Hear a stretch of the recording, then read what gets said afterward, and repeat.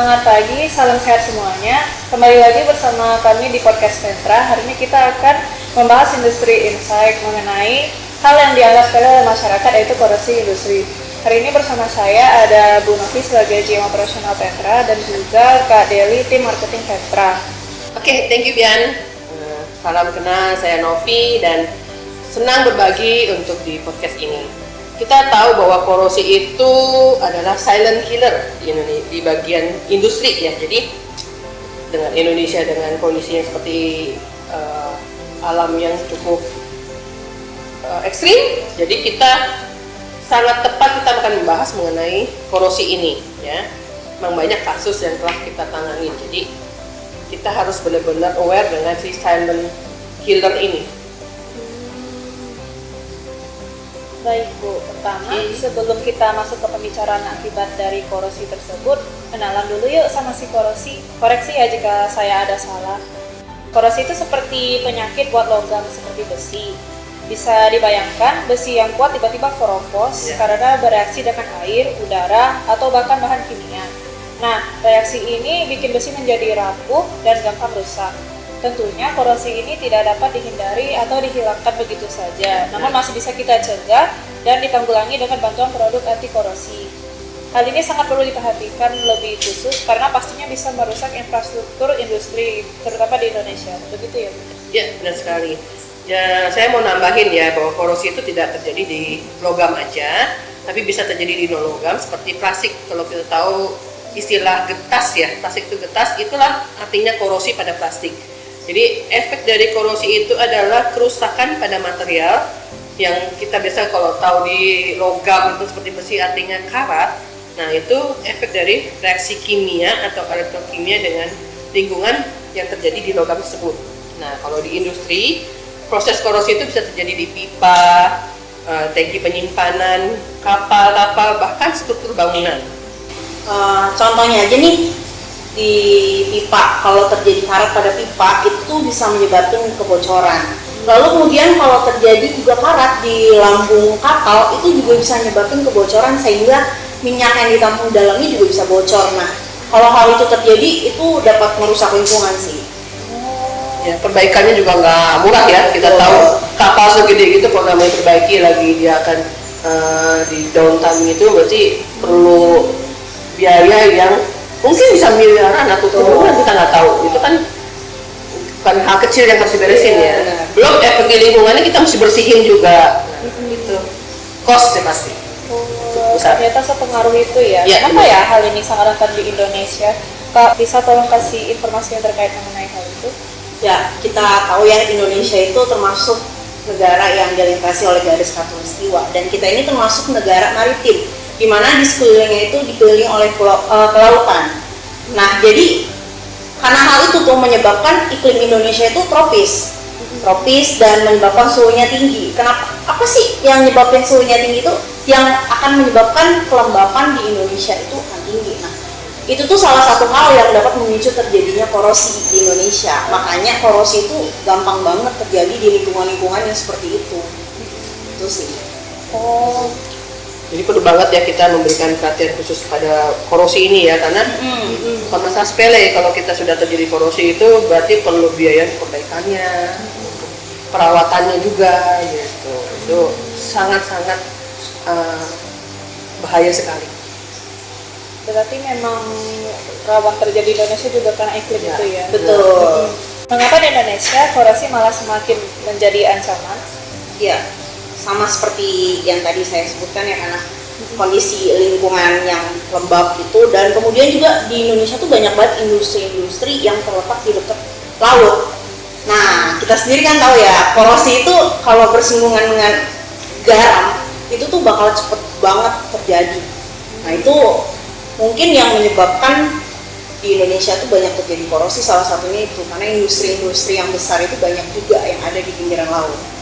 Garam itu pemicu korosi. Kita bisa lihat juga faktor iklim tropis di Indonesia itu kelembapan tinggi, curah hujan tinggi, paparan air asin atau garam di pesisir juga cukup banyak berpengaruh ya untuk mempercepat terjadinya korosi. Belum lagi adanya polusi industri. Jadi polusi industri seperti industri menghasilkan asam. Nah, itu akan menyebabkan memperparah dan mempercepat reaksi kimia dari si korosi ini. Selain itu, gas-gas yang beredar di udara seperti CO2, karbon dioksida yang kita tahu ya, itu mempengaruhi secara tidak langsung keadaan lingkungan kita. Nah, semakin tinggi si karbon dioksida ini, itu akan mempercepat proses korosi. Berarti ngaruh juga dari bentuk ruangan, entah itu di outdoor atau indoornya juga ya? Ini jelas gitu. Di indoor kita akan terbantu dipercepat itu dengan kelembapan. Kalau di outdoor itu pengaruh luar, pengaruh dari gas tadi, polusi itu tuh di outdoor mempercepat proses korosi itu.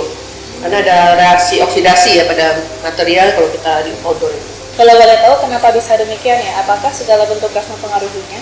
Oh enggak semua gas, karena gas kan macam-macam ya. Kalau kita di kimia itu ada banyak tipe gas. Nah, tapi reaksi dengan beberapa gas seperti oksigen itu yang paling umum membuat terjadinya korosi semakin cepat.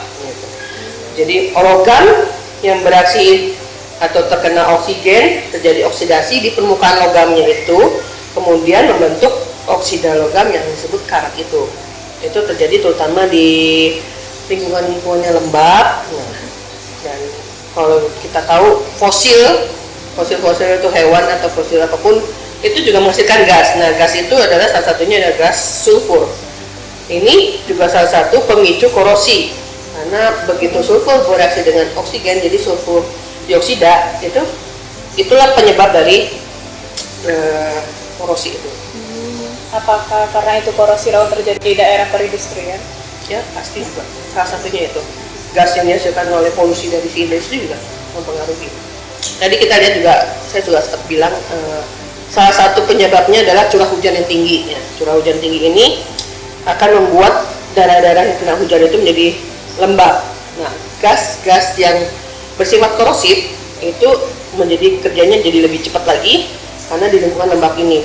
Jadi air atau kelembapan itu bertindak sebagai medium untuk mempercepat reaksi kimia antara gas dan logam dan akhirnya menimbulkan karat.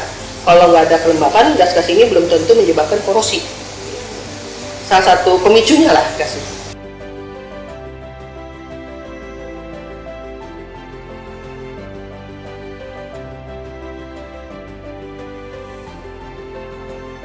Korosi dengan karat. Kalau karat itu jelas terjadi pada logam.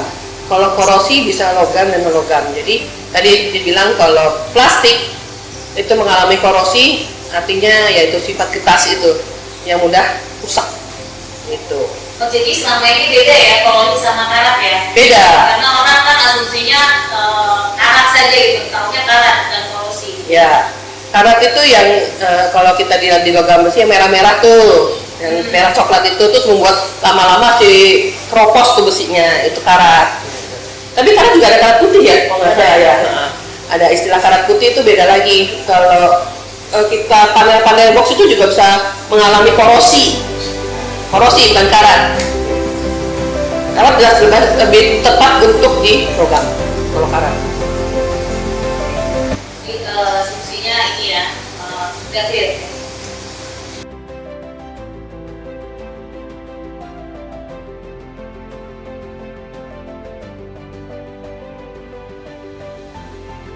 Tidak bisa dibilang ada standarnya karena tergantung faktor luar ya, faktor cuaca yang tadi saya bilang, kelembapan, curah hujan atau gas atau polusi yang bikin mempercepat proses karat tersebut.